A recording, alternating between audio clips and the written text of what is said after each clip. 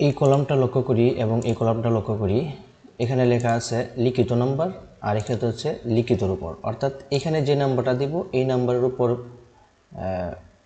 নির্ভর করে এখানকার কলামের মানগুলো পরিবর্তন হবে।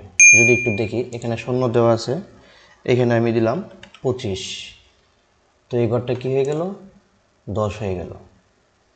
এখানে শূন্য দেওয়া আছে, আমি এখানে দিলাম 15, এই কলামটা 6 হয়ে গেল। এখানে শূন্য দেওয়া আছে, এখানে আমি দিলাম 20, এখানে 8 হয়ে গেল। এই যে একটা পরিবর্তন, যেমন এখানে আমি আবার 10 দেওয়া আছে, এখানে আমি যদি শূন্য দিই এখানে শূন্য চলে আসলো। এটাকে বলা হয় যে পার্সেন্টেজ অথবা শতকরা, এটাকে বলা হয় পার্সেন্টেজ অথবা শতকরা। যদি আমি একটু এখানে লক্ষ্য করি, এখানে একটা সূত্র আমরা অ্যাপ্লাই করছি, তো এই সূত্রটাকে যদি আমি এক্সপ্লেন করি, মাইক্রোসফট ওয়ার্ডে চলে আসলাম, তাহলে যে এখানে বলতেছে ইকুয়াল, তারপর এটা হচ্ছে সেলের নাম্বার, মাল্টিপ্লাই করতেছে, স্টার চিহ্ন মানে হচ্ছে গুণ, মাল্টিপ্লাই করতেছে একটা মান দ্বারা অর্থাৎ 10 দ্বারা, এবং এই সম্পূর্ণটার সাথে ডিভাইডেড করতেছে 25 দ্বারা।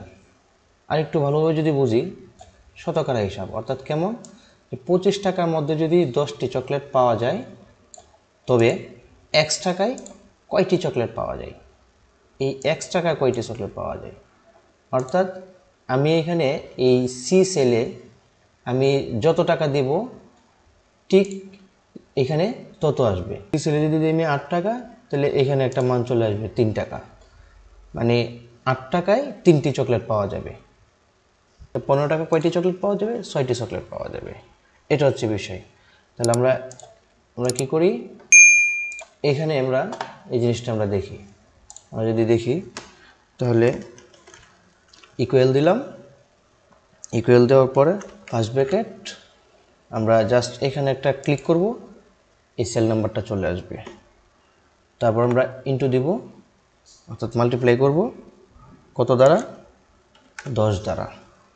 তারপর ব্র্যাকেট দেব, ডিভাইডেড করে দেব 25 দ্বারা, দিয়ে আমি এন্টার দিয়ে দিলাম। এখন যদি আমি দেখি, এখানে যদি আমি 25 দিই, তাহলে আমার এখানে কত চলে আসবে, 10 চলে আসবে, এই 10 চলে আসলো। এখন এখানে যদি আমি 15 দিই, এখানে কত আসবে, এখানে কিন্তু কিছুই আসে নাই, কারণ হচ্ছে আমি শুধু এই সেলটাতে সূত্রটা অ্যাপ্লাই করছি, এই সেলগুলোতে সূত্রগুলো আমি অ্যাপ্লাই করি নাই। তো এটা সহজ সমাধান হচ্ছে, আমি জাস্ট এইখানে আমি ধরবো, ড্রাগ করে আমি নিচে টেনে নেব, এই যে 15 দিলাম, এখন কিন্তু কাজ করতেছে। এখানে যদি আমি 12 দিই, এখানে 4.8 কাজ করতেছে। এখানে যদি আমি 15 দিই, এখানে 6 কাজ করতেছে।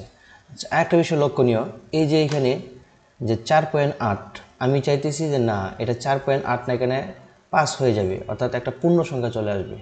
তখন আমি এই জিনিসটাকে খুব ইজিলি আমি সমাধান করতে পারবো এই সমস্যাটা। এটা সহজ সমাধান হচ্ছে, এই পুরো কলামটাকে সিলেক্ট করলাম, রাইট মাউসে ক্লিক করলাম, ফরম্যাট সেল, এখানে আমি আসবো